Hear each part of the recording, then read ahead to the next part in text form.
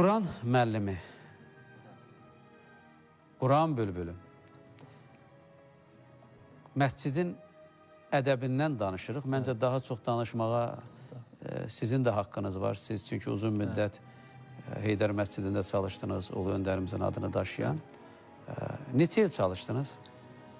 Seydim, 10 ildən artıq olar fəaliyyət göstərdik. İlk öncə onu deyim ki, həqiqətən də məscid xadimi olmaq, məscidə xidmət etmək nə qədər şərəflidirsə, bir o qədər də məsuliyyətlidir. Ona görə ki, məscid insanı, xətib, xütbə oxuyan insan danışdıqları sözü birinci mütləq mənada öz həyatında yaşamaq məcburiyyətindədir. Əks halda o danışdığın sözün insanlar qarşısında bir dəyəri olmayacaq, bir görüntü olacaq sadəcə. Ümumiyyətcə, sizin də Ceyhun müəllim də çox gözəl mövzuya giriş verdiniz. Məscid İslam mədəniyyətində xüsusi bir sahəni əhatə edir. İslam dinində məscidin xüsusi bir yeri var, xüsusi əhəmiyyəti var. Biz Allah Rəsulü, Allahın salamı olsun ona, əhl-i beytinə və əshabına, həyatına baxdığımız zaman, Mədinəyə hicrət etdiyi zaman ilk gördüyü işlərdən də biri məscid inşası idi və eyni zamanda Mədinədə Məscid-i Nəbəvinin də tikilişində birbaşa özü iştirak edir. Bəli, yəni məscid sadəcə ibadət ocağı deyil, eyni zamanda bir elm ocağı edir. Mədəniyyət mərkəzinə çevrilmişdir. Biz Peyğəmbərimizin də həyatında görürük ki, bir gün məscidə daxil olduğu zaman iki qrup insan görür. Görür ki, bir qrup zikir, dua edir, digər bir qrupu isə elmlə məşğul olur. Allahın Rəsulü, Allahın salamı olsun buyurur ki, mən müəllim olaraq göndərilmişim və gəlir həmən o elmlə məşğul olan insanların yanında əyləşir.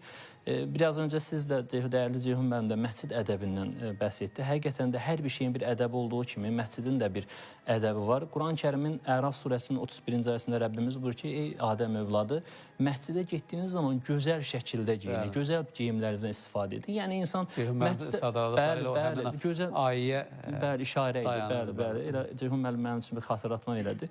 İnsan gözəl geyimini geyinməli, eyni zamanda gözəl ətirlərdən, qoxulardan istifadə etməli. Gözəl danışmalı və hətta hədislərdə buyurur ki, dəstəmazlı halda məscidə gedilməsi daha bəyənilən bir haldır ki, və məscidin içərisində səssizliyə diqqət etməsi çox önəmli məsələdir. Çox təşəkkür edirəm. Hətta bu hədisi deyim, buyurulur ki, bir balığın suya olan nisbəti necədirsə, bir müminin də məsciddə halı o balıq suya olan nisbəti kimidir. Yəni, balıq necə suda sakit və heç kəsə zərər vermədən, belə deyək ki, üzürsə, eynən də bir müsəlman, bir inanan insan məscidə kimsə haqqına girmədən ibadət və itaətlərini yerinə yetirməlidir.